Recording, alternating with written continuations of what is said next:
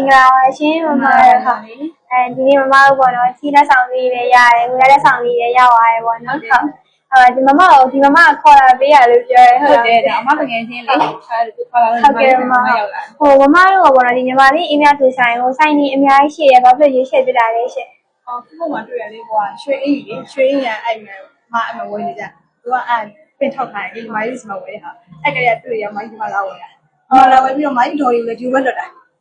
အဲ့လိုမှငယ်ကြီးကဒီဘက်ပြန်လာနော်ဘယ်ကြားလဲတော့သူကဒီမှာဒီဘက်လာလွတ်တာသူဝင်နေချဖောက်တယ်သူငင်းတဲ့ဟောဖြစ်အားပေးတဲ့ဆိုင်ရှိတယ်ဆိုတော့သူကဖောက်လာဒီဘက်ပြန်လာကျင်လာအားပေးရအောင်မကျေးဇူးများကြီးပါကြီးအမီအောင်ကြီးရဒီနေ့ကြီးရတယ်လက်ဆောင်ရပါတယ်ဒီနေ့လည်းထိရအကြီးပဲမမဒီကလည်းလက်ဆောင်ပေးပါတယ်ဟုတ်ကဲ့ရှင်ဟုတ်ဒီကရောက်တော့ပါသေးဟုတ်ကဲ့ပါဒါမှဆိုလို့ရှိရင်ဒီအမိသူဆိုင်လေးကိုလာခဲ့ပါရှင်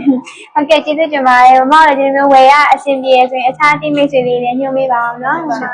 ကျန်နိုင်တဲ့အများကြီးခေါ်နိုင်ပါစေရှင်ဟုတ်ကဲ့ပါစိန်ဝဲမလားဒါမှမဟုတ်ရွှေဖြူလားကြောက်တယ်လားဘာပဲဝယ်ဝယ်အေးမြသူနဲ့ဆိုစိတ်အေးစေရမယ်နော်